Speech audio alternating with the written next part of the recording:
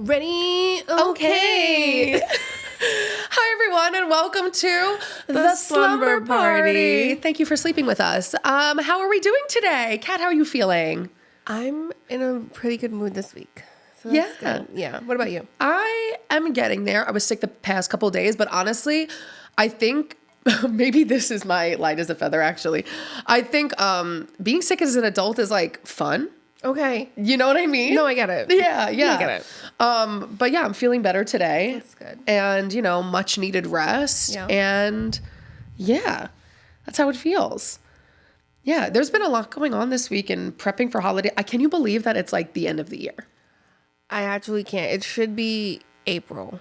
It should be April. But it's no, it feels not. like April. It feels like April, even though it's 100% November. But it feels like April. November. Well, December when this comes out. Well, December. Right. Sorry, guys. But yeah, it's really insane to me. I can't believe it's the end of the year. I know. It's crazy. I guess I'll start since I touched on it already. Yeah, tell us. My light as a feather is that I was sick this week, and being sick as an adult is like a vacation. Okay, tell us why.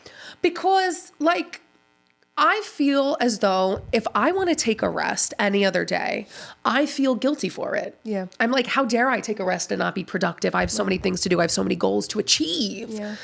But then when I'm sick, I'm like, nobody can tell me otherwise. I'm Right. like, I get to lay on the couch and be a bum. And yes, I'm in pain. Yes, I'm exhausted. Yes, I'm tired. But I'm like, this cough is keeping me from doing things that I genuinely don't want to do. Facts. And stuff that I'm just too tired to do. And you get to rest and nobody gets to shame you for it. Nobody gets to tell you you're being lazy. And it's the only time that I don't shame me for it. Yeah. Because even on days of rest, I'm sure other people get it too, like other people that freelance and hustle and entrepreneurs and own businesses as well. Like on days that you have a day off, you're like, well, I could do this and I could do this and I could do that.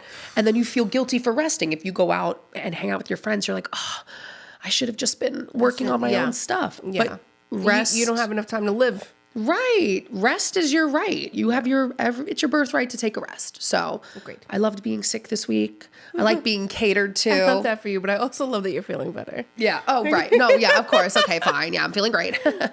But no, yeah, I like being catered to. I like when my man comes in the morning and he's like, I have an emergency. Oh. I have an emergency, like in a glass and I have some tea. Do you want anything else, babe? Oh, I love when I'm on my period. And he's like, because I love when he brings me hot chocolate in the morning. Yes. So good. And I'm like, can you tuck me in?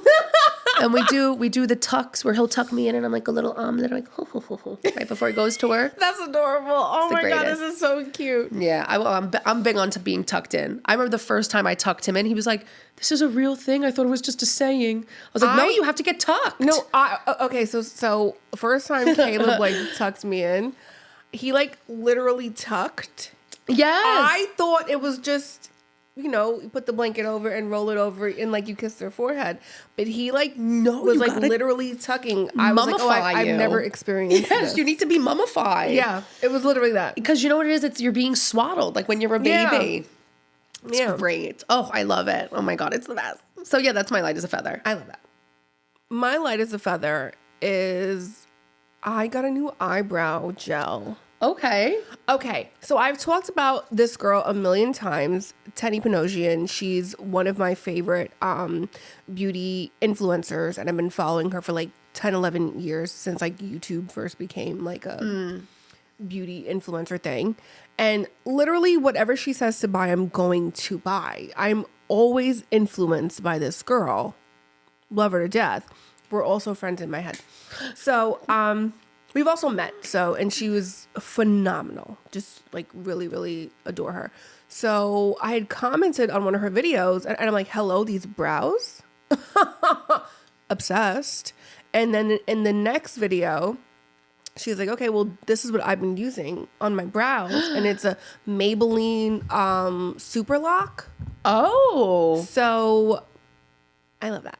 Oh, I need to get me some of that. Oh my God. I feel like it. Because you know what? I've never so really good.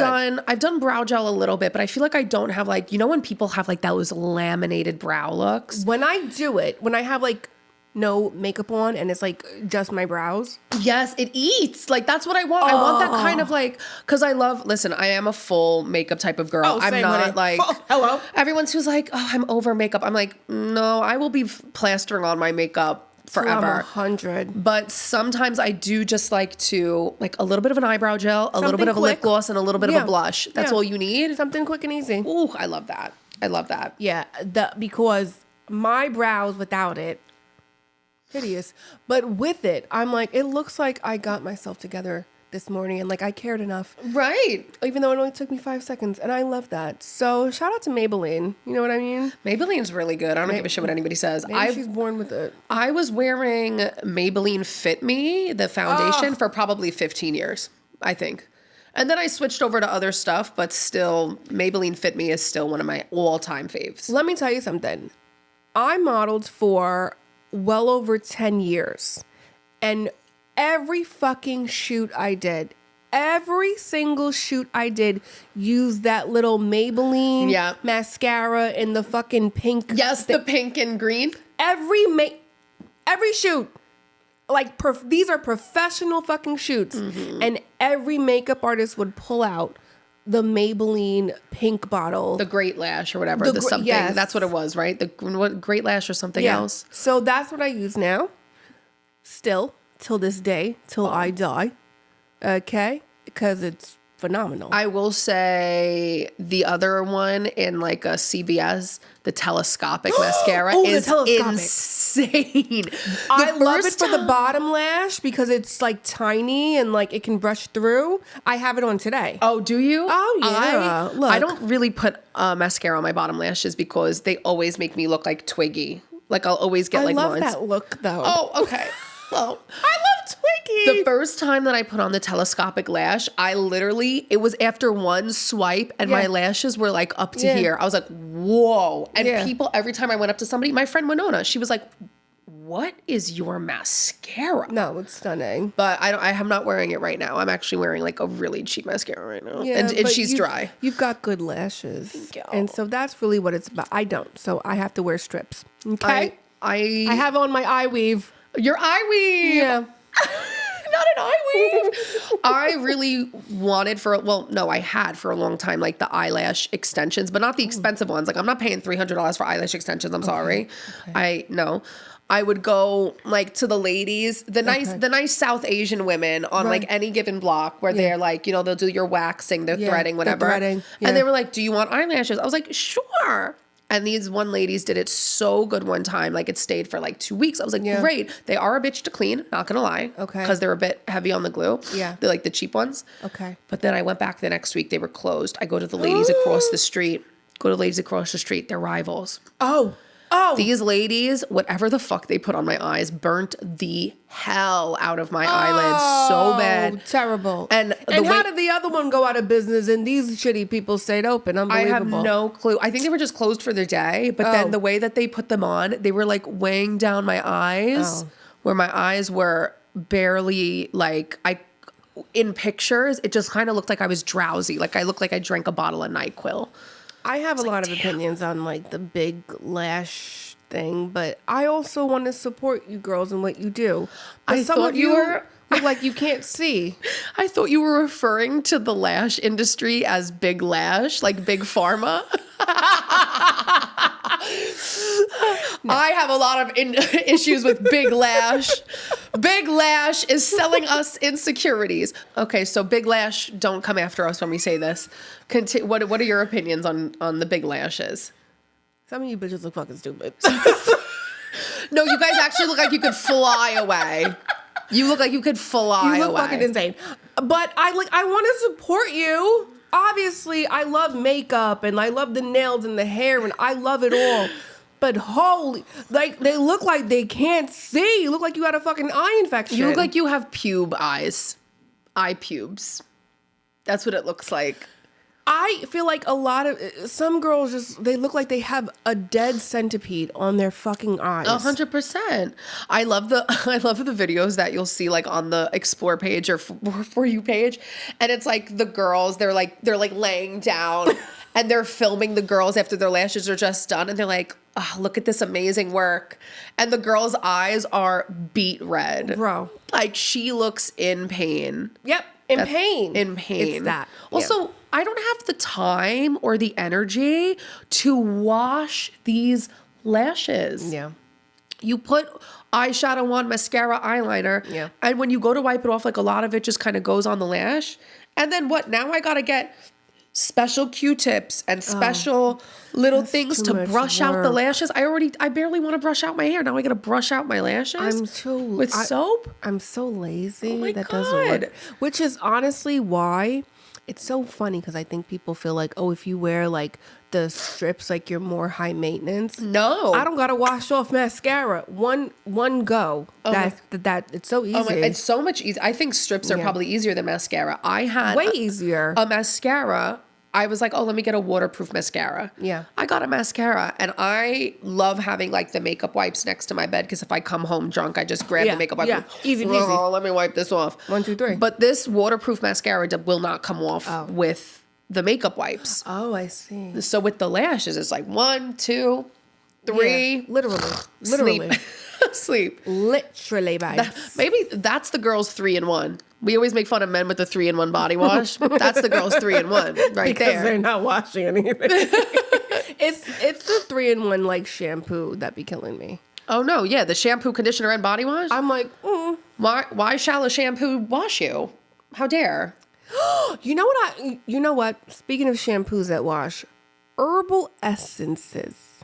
Please bring back the herbal essence body wash. Nothing smelled better than herbal essences. Can we talk about their 2000s commercials? I wanted to live in their commercials. Yes.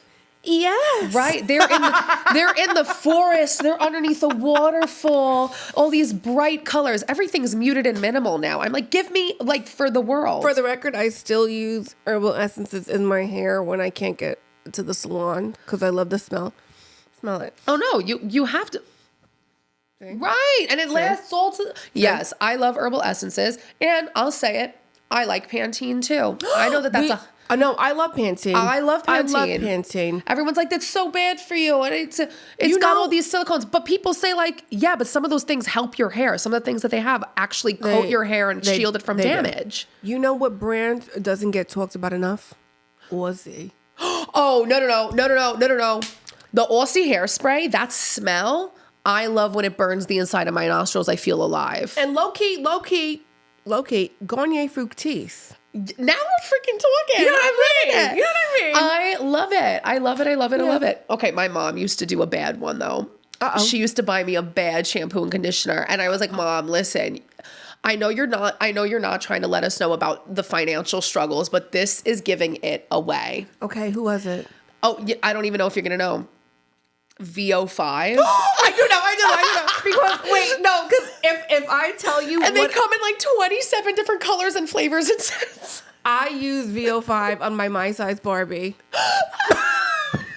Wait, I'm living. Because my mom would not let me put like expensive shampoo on their hair. Yes. My mom was like, no, you can use this one. VO5, oh my God. I'm dying to know if people know. I mean, I feel like they have to. Any God, 99-cent store. My mom, she's like at Pathmark and like picking up groceries and then like is throwing like the strawberry shortcake shampoo in there. I'm like, is that okay? I kind of love this though. Honestly, the best brand, like my top number one favorite, like if I need a good shampoo, conditioner, leave-in, all that, fucking Nexus. Oh, I love Nexus. Very good point. Honestly, love Nexus. And you know, they used to be a salon-only product.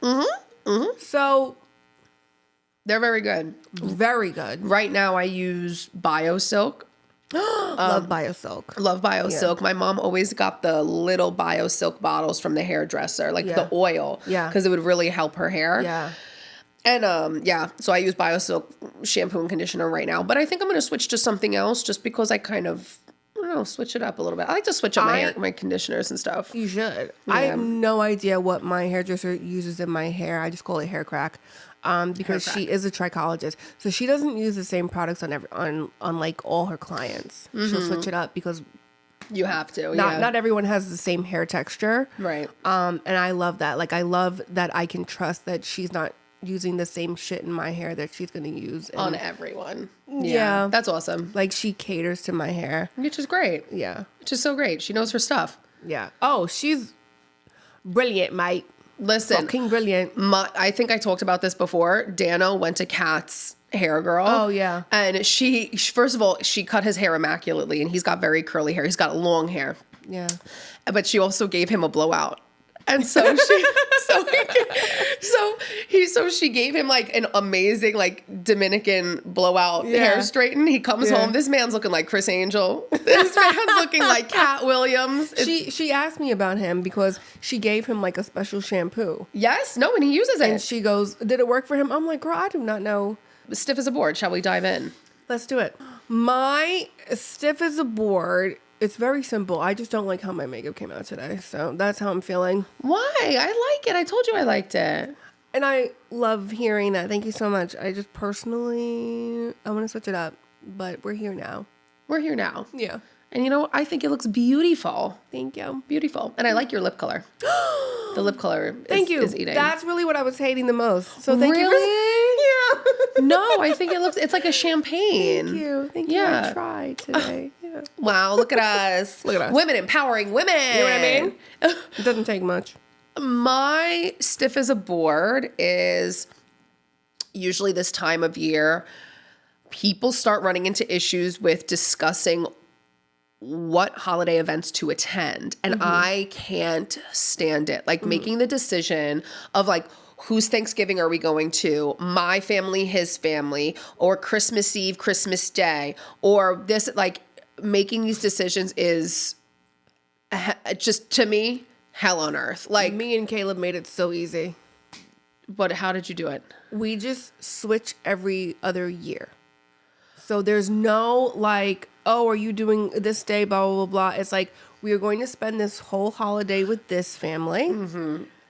And then next year we'll do Christmas with you.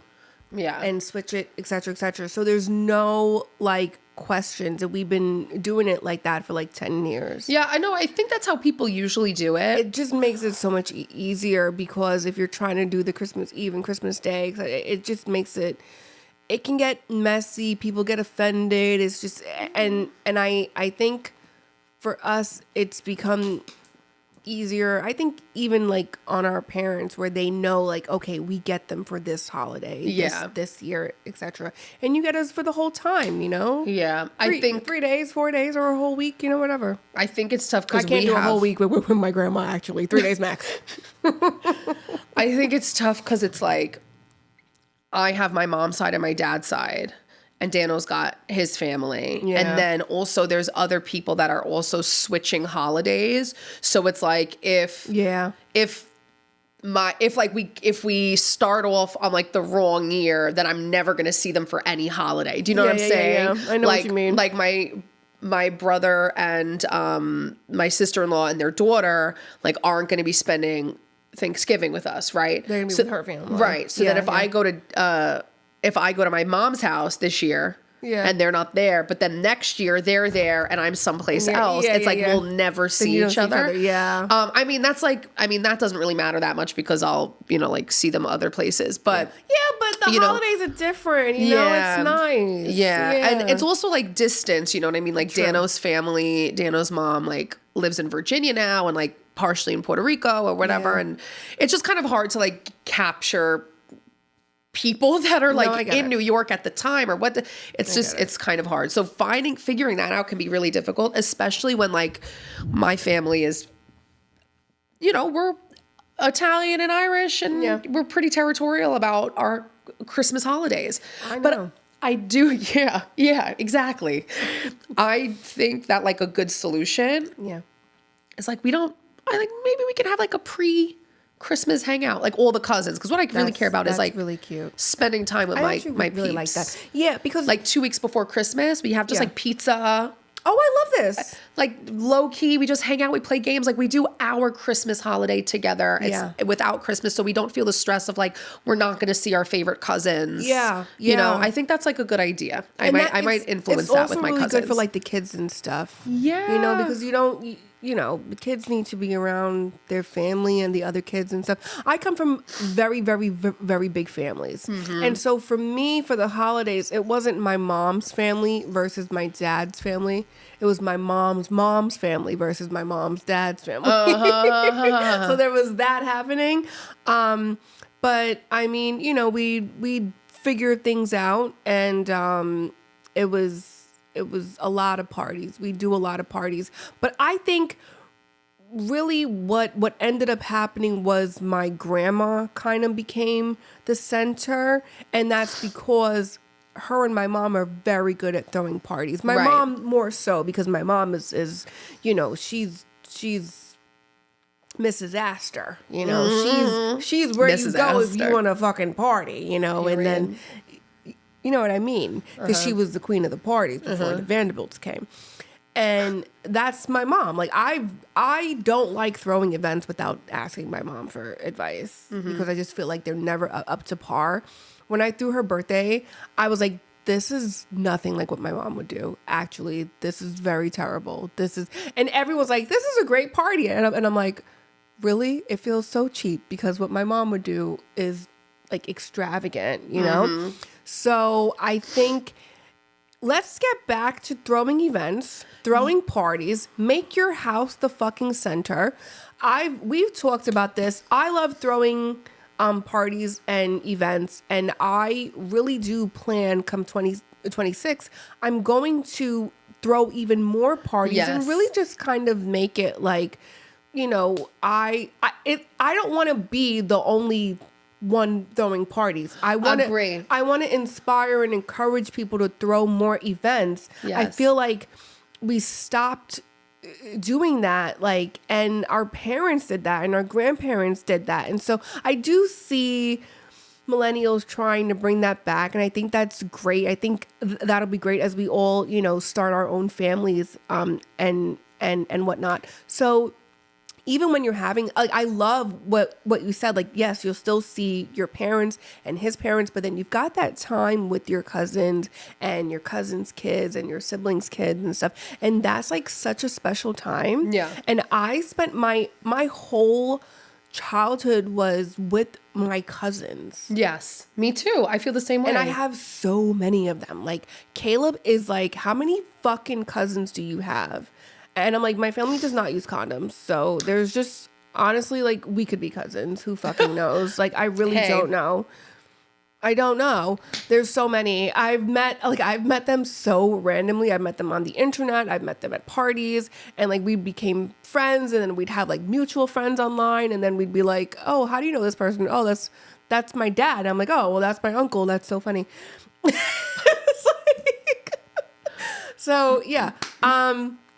But yeah, so I think throwing parties and the way to set that is you start throwing your own parties. Yes. Start throwing your own parties, and maybe you'll inspire the people around you to throw parties as well. But for the holidays, especially when you have kids, if you make your home the center, it does make it a lot easier, because then all the families kind of come in there. That was that's my mom's house. I mean, you walk into my mother's house during the Christmas holiday season, and it is just, that's why I love going home to help her decorate the house, because it's you know, when you have a home and you accumulate so many holiday decorations over the years, and then you decorate your home, it's like a winter wonderland. But I really do agree. I feel also just bringing back the etiquette of hosting. You know what I mean? I love a good casual hangout. I love being in PJs and drinking some wine and no makeup or whatever. But I do think there is something to say. There is something to say about having place settings and understanding etiquette, and having your kids understanding etiquette and things like that. Yes. And the more, I think, tying it back into what I was saying, the more that we are aware of that and the more we do that, the less we'll feel like we have to fight over a holiday, because the more that we'll communally be together, the more that we'll commune, the more that we'll have, gatherings. Even I see with my cousins, I'm my cousins, I'm kind of seeing them less and less because everyone's getting older. And it kind of makes me sad. And so that's why I'm like, maybe I feel like I'm fighting harder to see everybody on holidays, you know, because I know everybody's spread thin. I don't have kids, but all of my cousins have, you know, kids. And I'm like, I really want to see everyone. And it's tough. So You do that by throwing a party. I know. So I'm like, okay, well, I guess I gotta be the the hostess with the mostest. Absolutely. Because my mom's like, I can't do this. I can't do that. Last year, my mom and dad hosted Thanksgiving. Yeah. I was just putting out fires the whole time. Oh.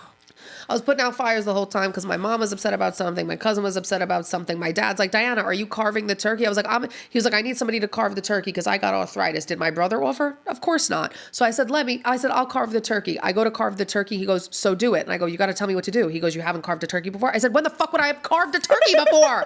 When have I ever carved a turkey? And he's like, well, what are we going to do? Everybody's waiting. I had to call my cousin Mikey over. Mikey already thinks I'm like super dramatic. I'm like, Mikey, can you come over? I like had to remove myself. I'm like, I'm going to freak out. I cried outside. It was 30 degrees. I'm crying into a bottle of beer. No Thanksgiving for me like that this year. So I will be. We're going to have a good one this year. Yeah, it's going to be way better. My cousin Lisbeth's home from the Navy. That's what I care about. I'm going to be with my girl Liz. So yeah, I love that girl to the death of me. It's my girly pop. Welcome to Pillow Talk, where we kind of talk about our main topic of the day. Yes. We'll tit for tat and see where it goes, as most Pillow Talks do. Mm-hmm. Today's main topic is jobs we quit. Yes. And why. Yes. And how did we know it was time to go? Yes. I feel like this is really important because you know what I was watching? I love watching videos of like Gary Vee screaming at people. When he's screaming at them and he's like, quit your fucking job. Yeah. Like, that's so empowering. I want somebody to yell at me and tell me to quit whatever job I'm working. I low-key enjoy his voice. Oh, no, I love his voice, actually. Yeah. I think that's what makes it addicting to watch. Yeah. I've heard mixed reviews about him in person, but I'm like, but the content is contenting. You know what I mean? Yeah. But watching him also, like, really helped me do a lot of content creation stuff. Really? Yeah, because I've been watching him for inspiring. over 10 years. Oh, wow. I watched him when he was first kind of getting his like internet legs, and he was saying stuff, and I was like, every time I say that to somebody, people call me crazy, but because it's coming out of Gary Vee's mouth, everyone thinks whatever. That's always the case. But It's crazy until someone they like says the exact same fucking thing. Of course. I think when it comes to jobs, especially in what we do, because we're artists, I think a lot of people are constantly aspiring to do something more or go to the next step. Do I find a new job, whatever? And there's this idea for, I don't know if it's our country, our society, maybe our age group, definitely the ages above us, where they think like, you don't need to be happy at your job. I know. You don't need to be happy at your job. Who needs to be happy at your job? The reality is you're spending the majority of your life working. So why would you choose to be unhappy the majority of your life? If you're spending 40 to 60 hours a week working. Away from your family. Away from your family. Away from your kids. And then what? You only get like a week out the fucking year to have fun with that family and those kids. Fucking miss me with that. I watched my mom bust her fucking ass. Right. For decades. And then never take fucking vacation. Like, never take vacation. Yeah. Yeah. And then everyone looks at our generations and they're like, nobody wants to work anymore. That's not the case. Nobody wants to be miserable anymore. Right. It has nothing to do with working. We would love to work. I love to work. But I love working. I don't love want to be working. fucking upset all day. But I don't want to, like, from when I wake up, it's from when I wake up and I'm getting ready for work, I don't want to feel like I'm pushing through mud the whole day to get nothing out of it. I'm also a child of a woman who gave her 30 years to a huge corporation. My mom climbed the ladder from the bottom. When she got hurt at work, they fucking dropped her and they gave her one option. They said, well, you're going to have to early retire because they didn't want to pay her a settlement. And I'm like, my mother's given almost 30 years of her life to you. We've seen people get backstabbed by companies that they've given their whole life to. And that doesn't seem, why would I put value in a company as opposed to putting value in what really matters? My work, my family, my kids, my future. So I feel like it's really important to know when to leave your job and what is the criteria of doing that. When my mom worked for Leona Hemsley, First time I spent Christmas with my mom, I was 10. Wow. Like, we would still do, like, a holiday thing, but she would always have to work. Like, she would always make my mom work on Christmas Day. It was, like, purposeful, almost. And, like, me and my mom were having a conversation recently where she was expressing that she regrets those moments where she couldn't show up for me because she had to work. And I was like, but the reality of it is you were a single mom. Right. So what happened? Because those jobs do not give a fuck. My mom's best friend, Nadine's mom passed away. 6 days later, the job is like, yeah, so you haven't been here in 6 days, ma'am. Like, your mom's dead. So just come back. Yeah, you just got to come. Yeah. Hello? Right. What are we talking about? Right. Like, these jobs don't give a fuck about you, bro. No. And so I think, and what I was saying to my mom was, if you did miss work because I had a ballet recital or something and you lost your fucking job, I'd never have another fucking ballet recital again. Right. So it's like, I get why there were those moments where we couldn't be together, but my mom did make sure we spent a lot of time together. That's why we're so close, is because like we spent a lot of time together, like on weekends and stuff, and whenever she could. But I know she regrets those moments, and I feel terrible that she even had that, where it's like it was all or nothing with their jobs, and these jobs don't care. I quit every fucking job I ever had except for one because they were going out of business. And that's also the only job I ever liked. But every other job, max, maybe like 6 months. Really? Yep. Really? I was like, no thanks. I actually don't need this. So like... You know what? It's so funny. I was so eager to work as a child because I saw my parents struggling so much and I felt like such a burden. And so I asked my mom at 12, I was like, am I ready to work yet? Because I want to work and I want to go sing and I want to do this and I want to do that. And I was like, Mom, I bet you I could work at a deli. I started working at 13 years old at the busiest deli in my neighborhood, like psychotic. Yeah. I'm a 13-year-old trying to figure it out. These 40-year-olds are screaming at me because I'm so nervous. I don't know what's going on. Yeah. I couldn't do math properly. I was fucking it all up. I also worked at my friend Dominic's father's pizzeria. He'll tell you a story about how I fucked up a $100 order. Oh. Dominic, yeah, I fucked it up bad. I think I was maybe 14. Dominic had been running this pizzeria since he was like 11. So he knows the ins and outs. Yeah. So that's why me and Dominic are still so close, because we've always wanted to work. Yeah. But yeah, I've always worked, and then I worked at Friendly's and I started waitressing, and ever since then I was just constantly working, constantly waitressing, constantly doing X, Y, and Z. Yeah. And I loved working in fine dining. I loved waitressing. I waitressed on the South Shore of Long Island, right in the water in Merrick. And then I waitressed at all these fine dining restaurants here in the city. And something about fine dining I really, really loved, because it's about the etiquette, the culture, the clientele. And the clientele, they're not, if you're at a true, this is key. If you're at a true fine dining restaurant, the clientele most of the time are not assholes. I know that's how it's perceived, but if you're at a true fine dining space, majority of the time, I'm going to say 85% of the time, they're pretty nice. They're, if anything, overly nice. Yeah. And I loved it. Yeah. I loved white tablecloth. I loved knowing the French way of serving and all that stuff. Yeah. Every 15% of the time you'll get whatever.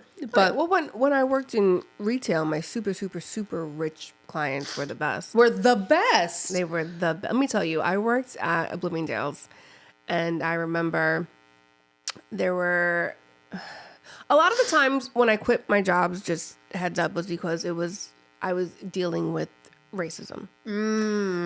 And I dealt with that at like literally almost every fucking job I've ever had. Wow. And so when I was working at a Bloomingdale's, there was a woman who came in and she had a French accent. And these group of girls were like making fun of her accent and like acting like they didn't know what she was saying. It's like, she's speaking English. She just has an accent. Like, be fucking for real. Like, you're Albanian. Your parents have accents too. The fuck? Yeah. So I walked over to her, like, and asked her if she needed help. And I was helping her and stuff. And when I worked in retail, I was very like, that outfit is ugly. Uh-huh.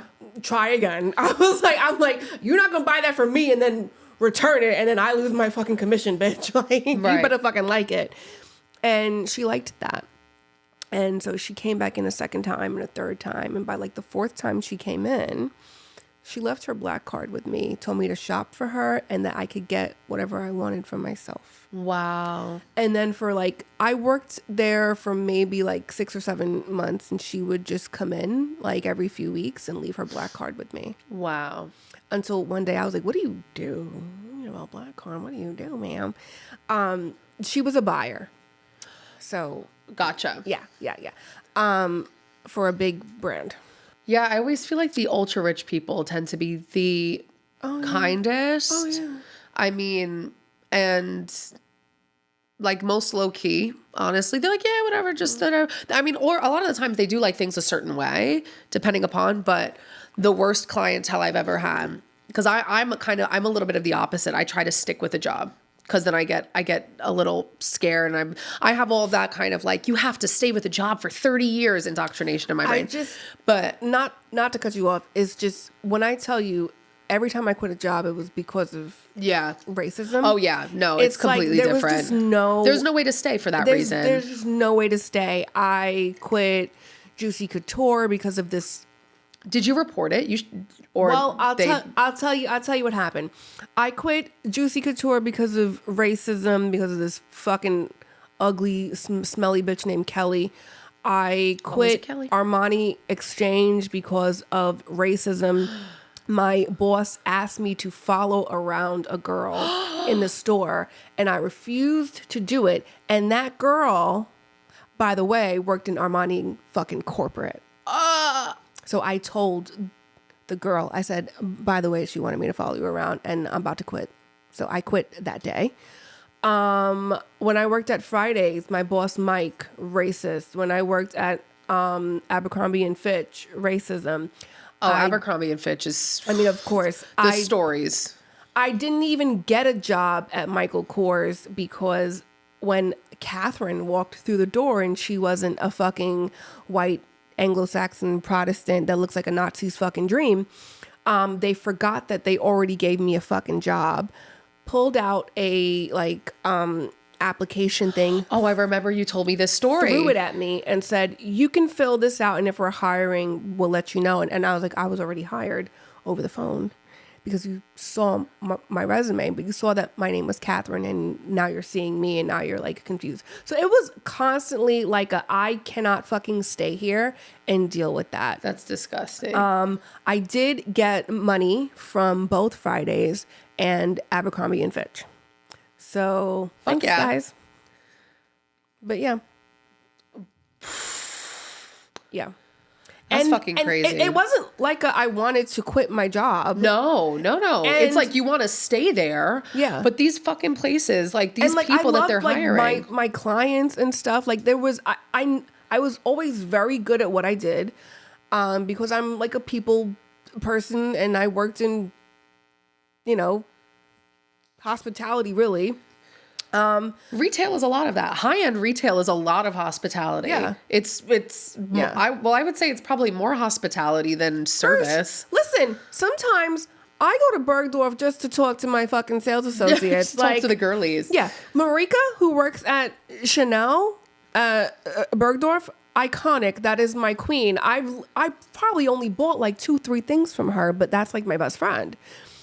And she treats me like I'm some fucking high-paying fucking client every time. Yeah. And I'm like, I haven't spent that much money with you at all. But she's good at her fucking job. She makes me want to spend more. Do you think that anything has changed since the time you've worked and quit because of racism? Do you think it's gotten better or worse? Worse. I guarantee it's gotten fucking worse. Probably. It's Because gotten people worse. just know how to hide it better. I think that's probably what it is. I think they're hiding it way less now. I think the difference between me and anyone else who's had to deal with racism at work is I was very privileged to be able to fall back on my mom every time. I'd be like, actually, my mom makes great money and I'm just going to fucking quit.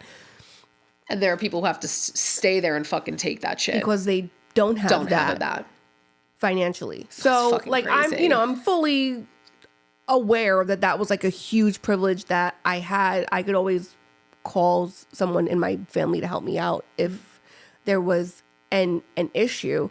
But it was always racism. But I mean, I started to work when I was 9 because I started modeling and I was teaching dance, and then I started making money from modeling when I was 10. Yeah. And then I had, saved up enough for college. Like I have no college debt and all of and all of that. But I had my first like real like retail job when I was like 14. Mm-hmm. So I've been working my whole life. So I'm actually I really don't care that like I'm super chill right now because I'm like I've worked a really long time. Yeah. I feel like, but I do feel like people that have that type of story where they started working really young, like the two of us, I feel like that's majority people in my life that I know. Because there's a certain, I feel like when you are around so many different types of people in service and you're dealing with stupid ass racist bosses, racist people, you're dealing with horrific coworkers, like you learn how to be able to navigate shitty personalities in a way that you like rise above and you understand like you can't, you have to not pick and choose your battles. That's not what I'm trying to look for. You have to be able to like sort out, okay, what's worth it? Like my goal is bigger than dealing with this person. And like conflict resolution, I feel like a lot of the times it's stronger when people start working earlier. Yeah. With my least favorite job, I will say this slander till the day I die. If you sue me, I don't care. I don't care because I know I'm right. Oh, it's all alleged. There we go. Okay. Tao Hospitality Group. Oh. Tao Hospitality Group. Oh. Tao downtown. Oh, 16th meanwhile, Street. I love Tao. I'm so sorry. Oh, the worst job I've ever had. I'll never go again. The worst company I've ever worked for. Oh. The worst company practices. They treat their employees horribly. They steal from their employees. They scam their employees. It's where artists go to die. I worked there for 4.5 months and every single day I fucking loathed it. It's 2 weeks of training. Not only is the food made absolute fucking shit, I see how they make it in the back. It's not that great. Oh. I think it's garbage. They have the worst clientele. When I talk about like from my other places I've worked. Can I tell you my Tao story? Go ahead. The other places I've worked, which was fine dining, and people walk in there, they have etiquette, they have class, they understand what it's like to like, fine dine, right? Mm-hmm. Tao likes to tell everyone they're fine dining, which they're absolutely not. And then the people that come in there are the worst human beings that the world has to offer. Yes, of course, there are nice people, but the people that come in there and they must make it known that they're at Tao are the worst human beings the world has to offer. I've never in my life. Let me tell you something. If you've never dealt been with people like that, if you've never been to Tao in New York City, let me tell you exactly who the clientele are. They are politicians and athletes with their mistresses. They're never in there with their wives or girlfriends. They're in there with fucking their side bitches or someone they found on a website. Okay. I remember I went in there with Tanya Harding, my ex-friend, and we were meeting our other two male friends. They took forever. The boys were late. They were at least like an hour fucking late. And me and Tanya are sitting there with these guys who thought we were fucking prostitutes because that's what's usually up in there. Yep. It's nothing but, you know what I mean? Offered $100K to have sex with us. So Tanya was like, we should tell him to Venmo us the $50K and we'll meet him back at the hotel for the other $50K and then we never go. And I'm like, hold on, because now you're thinking like a businesswoman. Right. We should do this. Yep. We should. We didn't, but they were just the worst group of guys, could not stop bragging about how much money they had and da-da-da. And the truth was, every time I've been to Tao, That's the type of fucking clientele that's in there. It's that, and it's people who want to look like they have money and have nothing. The people that came into Tao were absolute dirtbags. There was a girl that came in. She flicks up she's live streaming herself. She flicks up her phone light. I have so many stories. Oh, I'm going to tell you one right after this. You're going to die. She flicks up her phone light. I go up to her. The phone light is blaring. It's like this setup in a one-person booth, blaring. And she is on her live. And she's like, I will have a Don Julio 1942 lemon drop martini. I go, okay. I know she's got a TJ Maxx bag right next to her. I go, does she know that martini is going to cost her $100+ because you're asking for a Don Julio 1942 lemon drop martini. You know how many shots of Don Julio of 1942 go into a martini? You got to pay for multiple of those, babe. So I dropped her bill. She was not happy. I asked because I knew she didn't know how much it was. I asked my boss, I said, I don't think she knows how much it was. She goes, did she order it? She said, she asked specifically 1942. I go, yeah. She goes, she knows how much it is. She goes, that's why she said it that loud. She knows how much it is. She goes, to charge her. The girl's bill for one person was $214. She left me $1. Another story. A group of people come in right before we close. This guy comes in clearly like a wannabe artist. He wants to seem big and bad and tough. Me, obviously, being in and around the music industry since I was 17, 18, he's a dime a dozen. I know exactly what type of dude he is. He's like, can I get oysters? I was like, I'm so sorry. Our roll bar shuts down at 9. It's like 11:30. He's like, no oysters. Can't you just go back there and give them to me? He's like, I know they're back there, so just go get them. I was like, I'm so sorry. I don't chuck the oysters. Our like sushi chef and our other chef, whatever. I didn't get him the oysters. He's like telling me, he's like, I want this type of champagne and it's this type of label. Mind you, I'm somebody who knows wine and champagne. He has no idea what he's talking about. I bring him out something because he gives me very confusing directions. He's like, this is wrong. I was like, actually, this is exactly what you want. I go, sure, let me get you something else. They cause problems. They're nasty to me the entire time. Their bill is like $1,500. They don't tip. I go, I'm sorry. It seems like you guys left the line blank here. He goes, oh yeah, that tip is probably with those oysters. That tip is probably with those oysters in the back. And the last story I'll leave you with, just to put the icing on the cake, I'll never forget. I thought there was a newscaster, a news crew that came into town one night. I'm down at the bottom of the floor near the big Buddha statue. Up at the top of the stairs and the risers, there's a woman, crazy, gorgeous body, very, Miami BBLs. I'm not bashing her. She's a sick body. She's there with her kid. Her kid has a professional hot, big light. She hands her 5-year-old this ginormous light to take her Instagram pictures of her at the top of the stairs at Tao. I hope she's paying that fucking kid. It was, I don't even know. Yeah, I couldn't stand working at Tao. They steal from their servers. And they demand a lot from you, and I'll never understand it. Whatever. I have so many stories about Tao. Can't stand it. Hate it. And I knew to leave when I was like, every single day I wake up and I'm miserable to go. That was me with pretty much every fucking job. Tao clientele reminds me of Philippe's.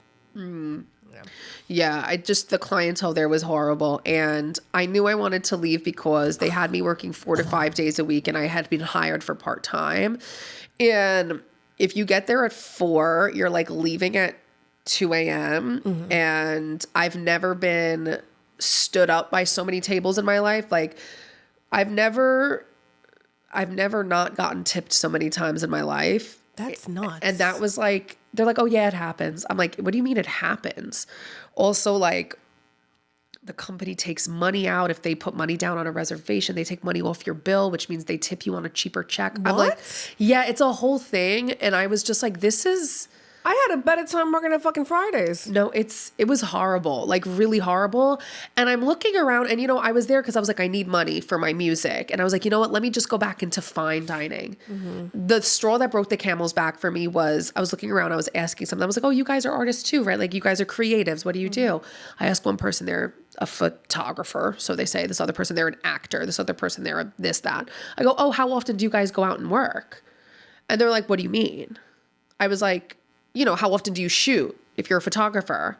Or how often do you audition? Or how often do you, like, oh, well, you know, I'm here most of the time, so I don't have time to. And I said, that for me is my red flag, because this is where artists go to die.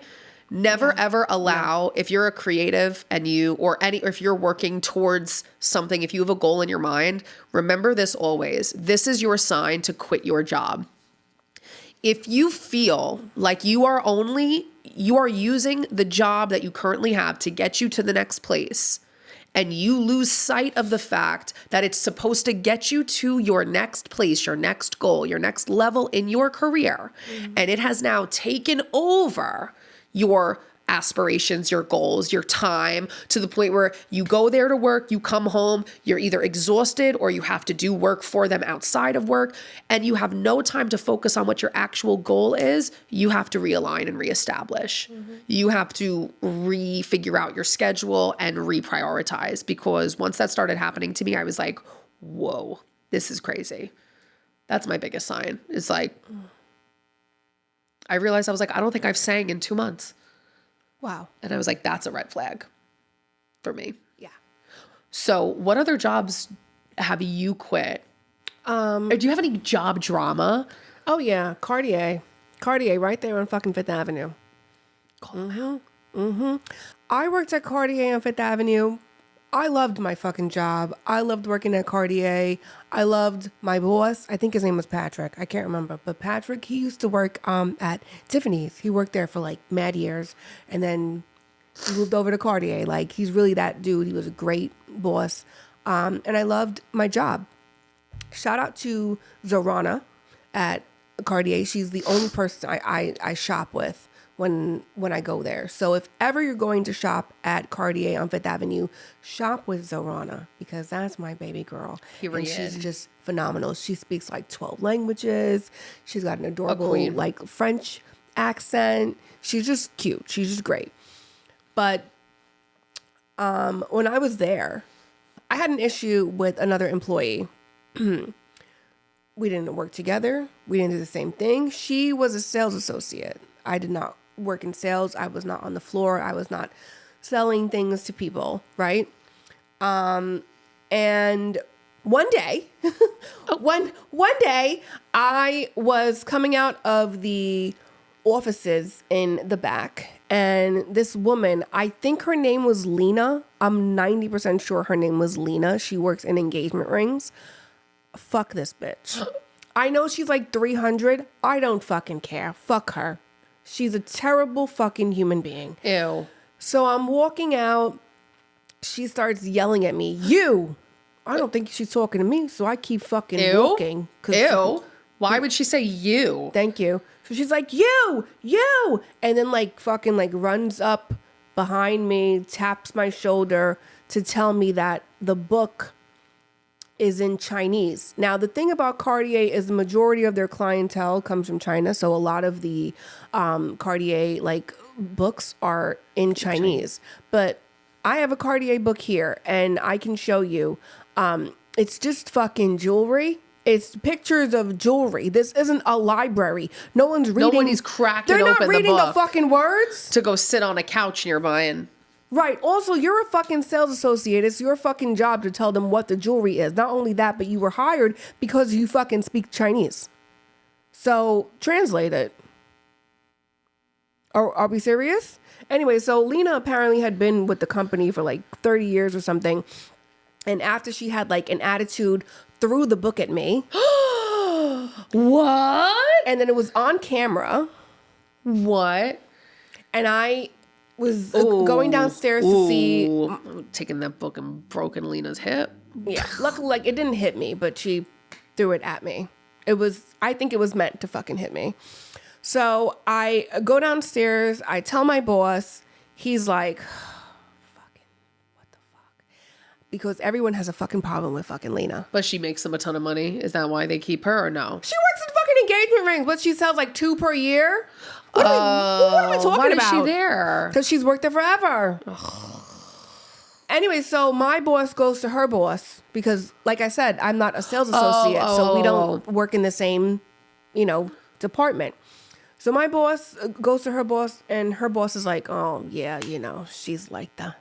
What? She's like that? Well, wait till you see what I'm like. How She's about this? like that? Oh, no. And then after like 2 weeks of the incident, I went to my boss, and I was like, I don't fucking need this shit. I'm here for fun.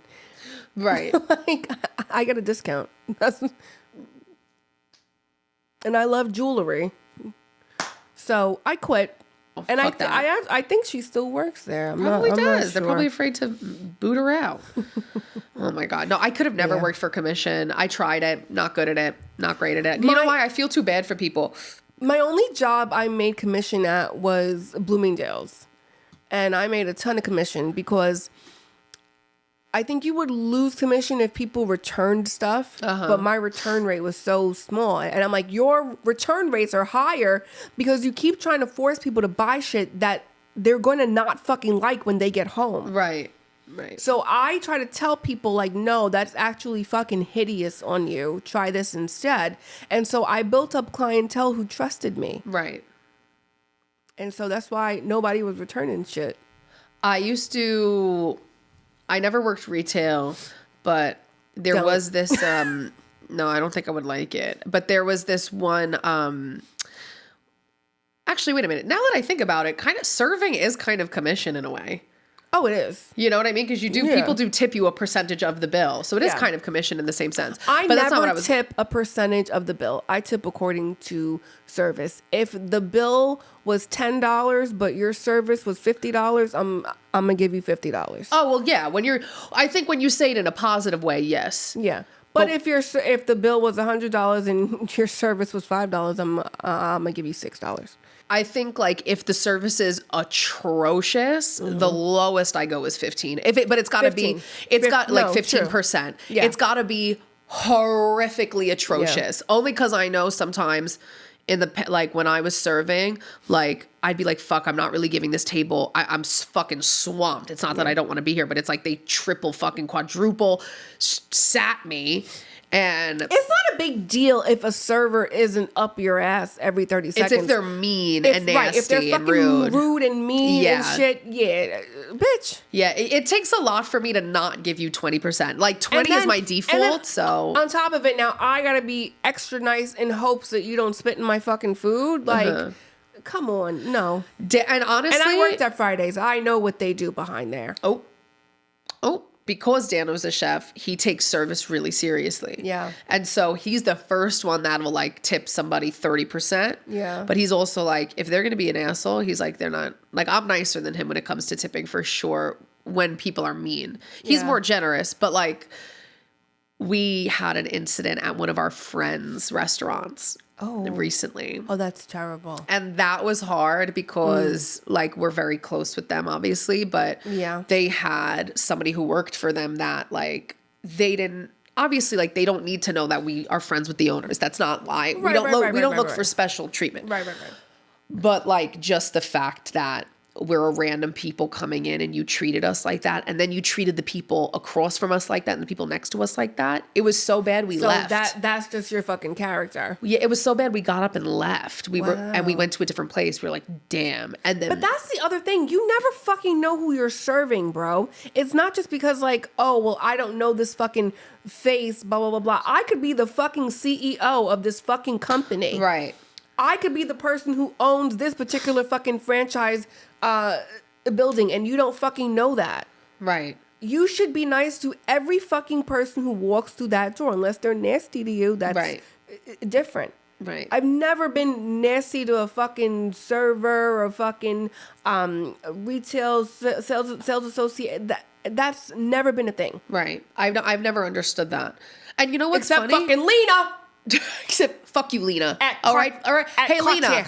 Hey, Lena, fuck you. Yeah. She is like 90. All right. Well, then her life has already been fucked. Sorry. You know who was great? So the owner of the Palm restaurant, it was the Bozzies and the Gansies. And Bruce Bozzi, who still is around, and he's like a socialite. He's like friends with everybody. He's like best friends with Andy Cohen. Yeah. He would bring Andy Cohen in all the time. Andy Cohen, an angel on earth. Really? An angel in real life. Oh my God. Bruce Bozzi did the most stellar rich guy thing ever. Shout out to Bruce Bozzi. Okay. First of all, he's this fabulous looking gay man. Oh. He's you know what? He's one of those gay men that like people think he's like a straight macho man. So they talk shit. And then he's like, I'm a gay man and I fucking have more money than you, bitch. It's like kind of amazing. So he's at the bar one day at the Palm and somebody's like complaining and they're like, yeah, well, I know the owners. And he's like, oh, do you? Mind you, he owns the entire franchise at the time. He's like, oh, do you? He's like, yeah, I do. He's like, no way. He's like, yeah, I know the Bozzies. I know them. They're my very, very good friends. He goes, oh, really? He goes, and what's your name? He's like, oh, I'm so-and-so. He goes, and what's yours? He goes, I'm Bruce Bozzi. It was great. It was so good. It was phenomenal. Amazing. He goes, you know what? He goes, pay for his check. It's fine. And paid for the guy's check. He goes, it's fine. It's on me. It's fine. I love stories like this. Oh yeah. I love stories like that. I mean, it's like it's like that one scene in Selena with Jennifer Lopez. Oh. Where she's like, we don't need the dress. That is my favorite fucking scene. It's she's the best. Like, Selena, she's here for the Grammys. Selena, who? Selena está aquí. Selena está aquí. Yeah, it's the best. I love moments like that where I'm like, excuse me, miss, we don't need the dress. so good. Oh, it's so good. That moment, and I've said this, and I listen. There needs to be a word for that. I know that moment in any movie is better than the Pretty Woman moment. Oh, the big mistake. Huge. Right. Because it's better. What happened after that? She didn't like lose her commission, right? But the woman in the place with Selena, she goes, oh, I think I'm racist. Yeah, we know. Yeah. Surprise. Shocker. Oh, you got a little surprise. Oh my God. A surprise. A little surprise. No, I feel like there needs to be a word for that. Let's come up with a word for it. Is that what would fall under like poetic like, justice? No. Oh. Is that kind of what that falls under? Oh, that's good. That's good. I like that. I mean, that's already a word that exists. That's already a term that exists. Yeah. But maybe it does describe that. I don't know. Let's ask ChatGPT. Wait, no. Well, no. I want to create the word. Oh, but what if it exists? I don't know. Is what I'm saying. I want to like, you know how like sometimes you'll see like a meme where it's like in French, like the feeling of this nostalgia means this word, and it's like one word, but there's no word in the English language that translates it. Whenever like I say certain words like in other languages, and I really be sitting there like, there's no like English equivalent for this. I don't even really know what to say. We kind of have an ugly sounding language. Oh, English is very ugly to me. You know what I love watching? You guys ever see a video of somebody like pretending to speak English and they're just saying the sounds and it's like it's English but it's not? I know. Yes, I've seen people like on TikToks. They imitate the sound that they're hearing. Yes. Because they don't actually like know the words like of different languages. Yeah. English always sounds hideous. English always sounds bad. And then if people were to like imitate like Spanish speakers or Italian speakers or whatever, it's like really kind of nice. French, it's stunning. French. I saw somebody do it with French and I was like, that's super believable to me. Les chicos sont ici. My favorite like language though is definitely Italian. It's a beautiful language. Yeah. It's a beautiful language. Russian always just sounds angry. Like they could be saying the most romantic, sweetest, loving thing, and it just sounds. I have so many Russian friends for no reason. It's a conspiracy. Like I think they're after me. I don't know what it is. There's so many in my life. I love all of you, but there's why are there so many around me? I don't know. Because you're from New York. There's so many Russians in New York. Yeah, but I'm not Russian, and I didn't grow up in a Russian neighborhood, so I don't know how this happened. I really like I look around and I'm like, wow, that's interesting. I think they're after me. Yeah. You know what I think Russian sounds like? I think every time somebody speaks Russian, it sounds like they're. It sounds like they're HR writing you up. Like they're writing you up in the HR's office and they're just telling you what you did wrong. And I'm like, I'm sorry, I didn't know that I wasn't supposed to take that out at that time. And I didn't close it. I didn't know that I didn't close out properly. That's what it sounds like. I only know like 5 words in Russian. No, 3. I don't know nothing. Da. That means yes. Oh, I thought that was German. I sang in German. That's How the thing. that? German has good opera. Well, you know who sings opera in German? Fun fact, Sandra Bullock. Yes. Yes. Yeah. It's, Yeah. I mean, it's good. I mean, I'm not going to lie. It's much more difficult to sing, or it was for me, to sing in German versus Italian for sure. Because Italian is like more elongated vowels. Yeah. But German was hard. I am kind of loving how like our generation is trying to find like new versions of names. What do you mean? You know what I mean? Like we're going against the grain. I feel like for a while everybody was just kind of reusing names of the last 50 years. And now I feel like people are trying to really reinvent and do some funky names. I have a very old, boring fucking name. So. No, I love your name. I hate it. To me, it sounds like fucking Gertrude because it's older than fucking Gertrude. But I guess like Catherine and like Elizabeth, they're kind of on the same level where it's very like, it's very old, but somehow still modern. Yeah. But also tied. They're timeless. They're tied to a lot of royalty. And I think that's why those names, like, there's so many princesses and queens whose names were Catherine. And Elizabeth or Victoria. Like, those 3 names are going to always be old and modern at the same time. I love the name Victoria. And that's great. Like, when I'm 65, refer to me as Lady Catherine, and legally that you actually can refer to me as Lady Catherine. However, it also gives Gertrude to me a little. I love it. A little bit. It sounds like Gertrude Listen, or Helen or something. Or Helga. Helga. What a name. Oh, I just think of Hey Arnold when I hear Helga. That's the only Helga I've ever known. Oh, yeah. Speaking of Russians in New York. Yeah. I think when I go back and watch Hey Arnold, I'm like, Helga was definitely from Coney Island. Like 100% she was from Coney Island. That girl was from Brighton Beach, okay? Wow, we really branched off in so many directions in that pillow talk. I don't know where we love went, that. But it was fun. It was a fun time. It was good guys. for me. Was it good for you? I hope you guys know when to quit your jobs now. And, immediately. Yeah, honestly, that's the moral. Quit them immediately. The second, don't be irresponsible. Just because you're having a bad day doesn't mean that you should throw your life away. Right. But if you've thought about it and you've gotten to the point where you're like, what is this doing for me? Is it launching me into a new direction? Is it actually helping my future? Is it helping me achieve my goals? And the answers are no. And you're not happy, you've answered your own question. You find something else. Make sure you're secure. Find something else. I'm in that mode. I'm looking for something new right now. This brings us into our nightcap. Period. Here's this week's nightcap quote for you. The best way to predict the future is to create it. This is true. Ain't that nice? That's nice. That's nice. The best way to predict the future is to create it. Yeah, I like that. Yeah. Go into your week with that. And you know what? Actually, put it on a Post-it and really simmer on that for 2026. Yeah. I think honestly, the moral of 2026 should be don't wait for things to happen for you. Make your opportunities. Yeah. Make them. Create them. Yeah. Love that. And you know, something I said on a previous episode,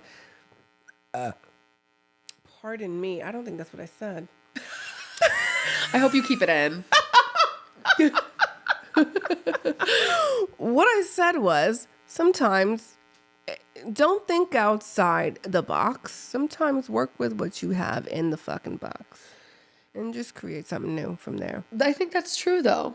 Yeah. I don't know why I just thought of flowers when you said that. Okay. When you said don't think outside the box, work with what you got. Because I think like a lot of the times people will try to overplant ideas and try to before their initial seed even blooms.